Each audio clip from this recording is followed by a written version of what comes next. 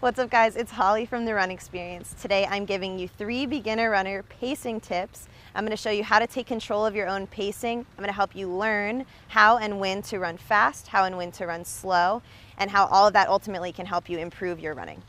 All right, guys, so as you start to get into running, you'll start to realize how important pacing is. People tend to fall into 2 different categories. There's those people that are not afraid of intensity. They come out really fast. You know, they're feeling good. They're not thinking about the long haul. They're just kind of going out as fast as they can. And these people tend to blow up a few minutes into their race, maybe a few minutes into their long run, and then they can never get it back. So if you can't run more than 10 minutes at a time, that's something to consider. Maybe you're in that category.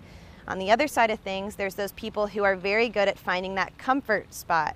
So that spot of running where it's not too hard, I can definitely hang on to this. You're not worried about the length really because you know you're at a pace you can control, the breathing, nothing's really scaring you about the run. The danger there is that perhaps you're not improving the way you want to, or maybe you're running a lot slower than you could be running. The idea is always to be improving and always to be getting a little bit faster. At some point you want to be moving your training to the next level, and if you stay in this one zone, that tends to be your downfall there. So that's those 2 categories. So I'm going to teach you guys how to pace yourself so that you're not falling into one of those, but finding something in the middle. All right, guys, so my first tip for you is be aware of what you're doing already.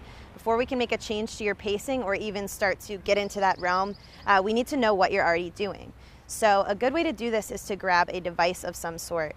Phone, there's several apps we like. I'll get into that a little bit later. A simple watch, a stopwatch, something that will help you track how long your run is, maybe how long your splits are, how fast the beginning of your run is compared to the end.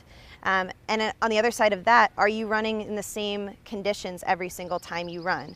Are you running in the same group? Are you running the same distance, the same course every single time you run? Take a couple weeks or maybe just a couple of runs to track and compare your numbers so you get an idea of what's going on with your pace. A good way to get aware of this, like I said, if you're using your phone, I love the Strava app. There's the Map My Run. There's a few other tempo ones you can use, even just a simple stopwatch, and you can do your splits every mile, every half mile. That'll help you just track it, write it out, and then compare those runs next to each other. So that's the first thing, is get aware of how you're running. All right, guys, so now that you're aware of your timing and how to track that on your runs, another thing we want to look at is varying your terrain or where you're doing your run. Your pace can be broken by running faster or slower, and a good way to automatically do that is just changing up where you run. If you normally run around a track every single time, try running a little loop of something you don't really know, maybe a trail nearby, maybe some hills, maybe some stairs, something a little bit different. That will automatically get you running at a different speed, especially throughout the run. Another way you can do this is you can practice some interval running. So very simply, no matter what course you're on, you can try 60 seconds of running a little bit faster than you would normally run, and then back down to 60 seconds at a comfortable jog pace. Back and forth for about 10 rounds or so is a good starting point there. That interval training has you feeling what faster and slower feels like versus that one speed.